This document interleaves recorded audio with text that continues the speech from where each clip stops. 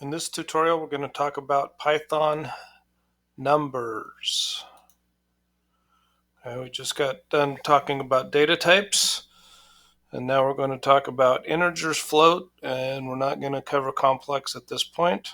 But just remember, an integer is a variable without a decimal point. A float is a variable with a decimal point. So in this example, we assigned x to 1, which is an integer, y to 2.8, and z to 1j. And we run that, and it will actually, the type, it will return the type. So we're going to close that. Integers. Integers have no decimal point, but they can be very large numbers, and they can be negative numbers. So in each of those cases, there is no decimal point, so those are all integers. So click on the try it yourself. Float, same thing, large numbers, but they have decimal points. How many decimal points doesn't matter, and it can be negative as well. So let's click on the try it yourself, and you will see that that is floats. So remember, when we ever use the try it out of the Python tutorials, it creates a new screen, so we need to close that or we'll get multiple ones of those. All right, complex. Again, we're going to cover that at a different time. Type conversion. So if you do have a type that is an integer and you need it to be a float, or you need a float to be an integer, this is where the conversion comes in. Okay, so there are some key functions called float and integer and complex that we'll be using, but we're going to cover float and integer. So let's go ahead and go back to our Repellent, and we're going to start with part 4. And so we're going to need to create a comment that says part 4. And in this case, we're going to talk about type conversion. All right. And the first thing we need to do is have a couple of variables.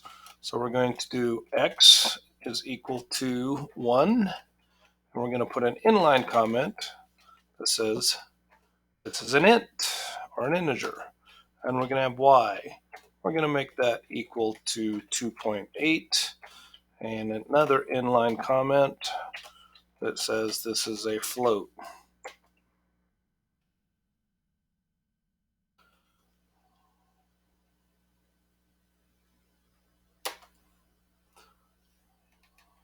Now we're going to convert the integer to a float. So let's make a comment, convert int to float.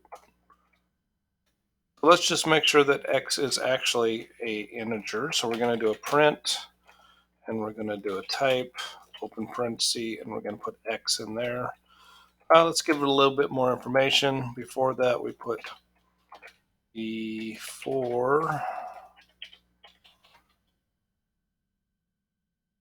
convert. And we're going to have a string.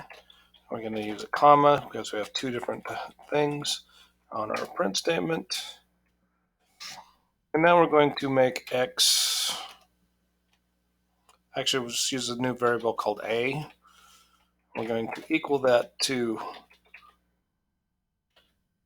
using the function float and convert x to an integer, and then we're going to do print after convert, that is a string, separate it, and now we're going to have type of a. And that should, so we should get out that this before convert x is an integer. We use the float command to convert x from an integer to a float. It doesn't actually change x, and we assign that to a, and now we're going to output a. So let's run that. Very good. Now let's look at converting a float to an integer. So comment, convert float to int. We already have y is a integer, so we're going to do print. Actually, let's make this a little quicker. Let's cut and paste that code above. So highlight it, Control C, come down here, Control V, and we're going to change X to Y. We're going to change word float to int, and we're going to leave A as the variable and run it.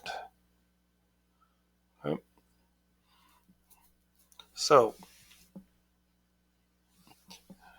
A was a float, and then we converted that. We also had a second to float and converted that to and stored it in A and output it.